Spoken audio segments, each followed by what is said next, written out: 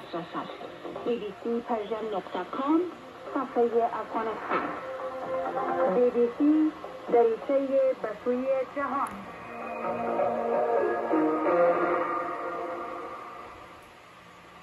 شنوندگان عزیز سلام.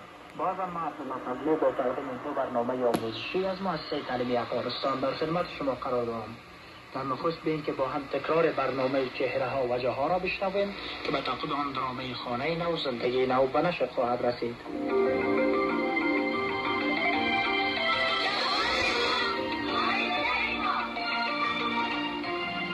سلام شنونده های عزیز، از رادیوی BBC برنامه چهره ها و جه ها را برایتان به نشر میرسانیم. الان را بگوییم که در رخصتی ها در کدام پارک برای تفریح و ستیری میرین. به برنامه خاله گاجوان دوستای خود را به دیدن یک پارک میبرد. این حالی که خاله گاجوان و دوستایش یک دوی شوین که بفهمین این پارک در کجاست.